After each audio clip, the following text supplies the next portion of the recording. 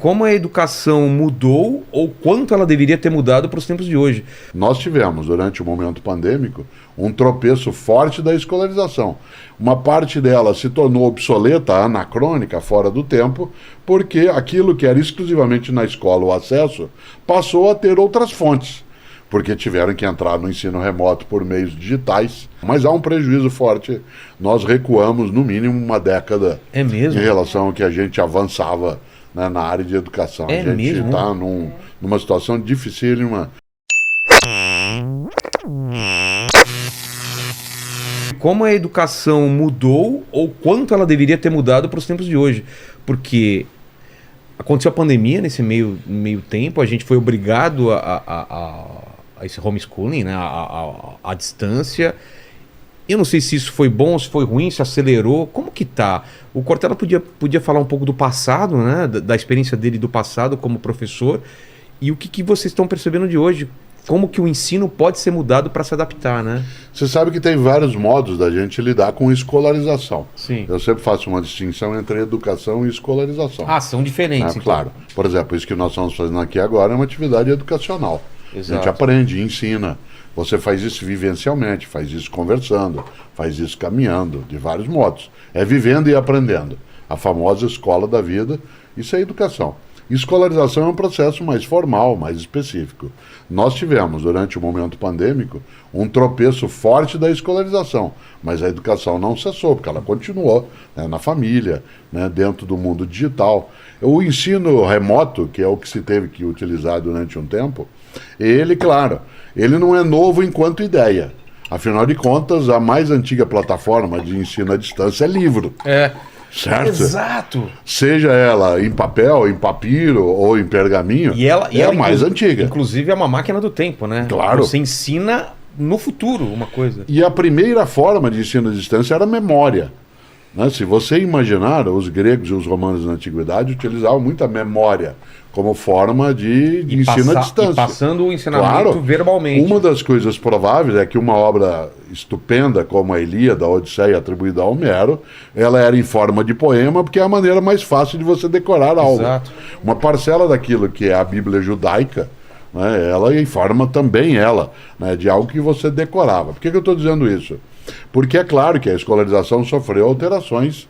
Uma parte dela se tornou obsoleta, anacrônica, fora do tempo, porque aquilo que era exclusivamente na escola o acesso passou a ter outras fontes.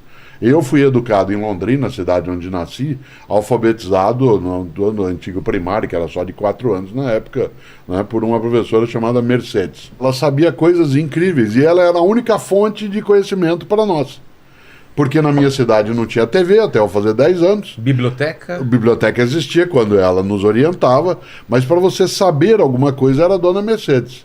Bom, de repente, Dona Mercedes passou a ser uma, entre outras, não pessoas, mas milhares de outras fontes em que você poderia ter acesso, né? Essa informação vinda da Dona Mercedes vinha só dela. Ou eu esperava a aula terminar e tinha que ir a uma biblioteca, procurar uma enciclopédia, alguma coisa. Hoje, ela é acessada de modo direto. Tempo real. Seja no campo da utilidade ou não. Eu vou e tenho essa capacidade. O que significa que eu, docente, preciso ser mais relevante, não em relação àquilo que informam, mas aquilo que provoco para que a informação seja buscada. Aquilo que eu mexo. E agora vem a última coisa dentro disso. Eu vi vários colegas da área, especialmente da educação pública, que durante o momento pandêmico tiraram uma conclusão magnífica, porque tiveram que entrar no ensino remoto por meios digitais, e a grande conclusão, Rogério, foi o seguinte: nem eles, isto é, os alunos e as alunas, nem eles são tão bons assim nessa questão tecnológica para aprender, e nem nós somos tão ruins para aprender a usar. Isto é, nem eles têm uma capacidade tão grande de usar o mundo digital para o aprendizado. Pode aprender para a relação social, para o jogo, para o entretenimento, mas para o aprendizado não necessariamente. E nem nós, isto é, o lado de cá adulto, Sim, somos tão frágeis em relação a essa questão. Acho que esse ponto serviu. E a segunda conclusão, que você sabe muito bem, você usou agora há pouco a expressão homeschooling, né, a formação em casa, é que uma parte dos pais e mães descobriu que educação escolar é coisa séria. E que se é difícil você formar e cuidar de 1, 2 crianças em casa o dia todo, imagine 40 numa sala de aula durante um bom tempo. Portanto, ganham ali uma dimensão. Mas há um prejuízo forte. Nós recuamos, no mínimo, uma década em relação ao que a gente avançava, né, na área de educação. A gente está numa situação dificílima. A área de alfabetização, especialmente, as séries iniciais, elas, quando você não tem um acompanhamento no cotidiano de uma docente ao lado, ela demora. Você tem crianças que estão chegando, né, aos 9, 10 anos de idade sem, né, um letramento ou uma alfabetização mais estruturada. A gente precisa fazer um esforço, né, mais direto. O mundo digital ajuda bastante isso. Porque uma parte de nós, docentes, não é tão bem formado, né? A gente tem a formação inicial, mas depois não tem necessariamente a sequência. E o mundo digital, alguns cursos, algumas orientações, permitem que a gente tenha acesso, né, em momentos variados, que não é só ter que sair da sala de aula ou da escola e ir para um lugar para fazer um curso. Eu posso fazê-lo, né, também no modo online. Então, isso nos ajuda bastante. Eu teria uma curiosidade, não sei se tem estudo sobre isso, Cortella, de... Esse lance dos primeiros seres humanos reunindo em volta da fogueira, passando conhecimento, passando livros, isso é uma coisa que até hoje não evoluiu muito, se a gente for pensar. Não teve uma revolução na forma de ensinar, porque ainda são pessoas falando para outras pessoas sobre algumas coisas, né? Tem o outro lado agora que não se decora mais nada, não se sabe mais nada, porque na teoria a gente tem acesso a toda a informação. É meio assustador isso, né? Eu vi uma matéria, não sei se vocês concordam com isso, que essa é a primeira geração que vai ser menos inteligente do que a anterior. A gente sempre foi evoluindo e pelos estudos, pelas medições que estão fazendo, essa geração vai ser a primeira mais burra ou menos inteligente do que a anterior. A escola não é um lugar só para aprendizado de conteúdos. Ela é uma experiência sociocultural. Exato. Então, por exemplo, teu menino, ele, sem dúvida, consegue aprender coisas sem os outros no campo da informação, do acesso à ciência.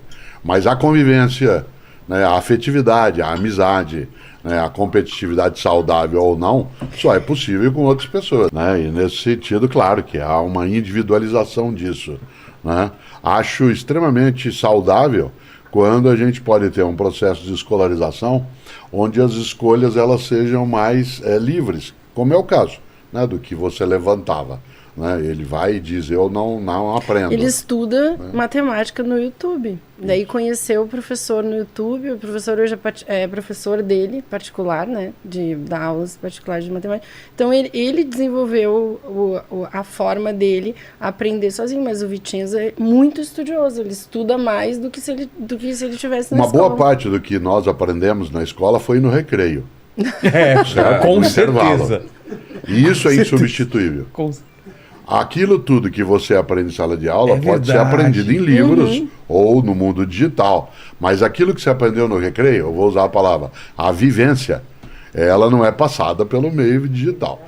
Nesse sentido, a família tem mesmo de pensar um pouco nisso. E quando você, né, dizia que hoje se pode ir perdendo pouco a pouco o uso da memória, das habilidades da inteligência humana, a mais fraca é a memória. Isto é, a menos útil. A menos útil? Isso, porque até ostra tem. Né? Elefante? Computador tem memória. Exato, pra caramba. Né? Então, tá lá.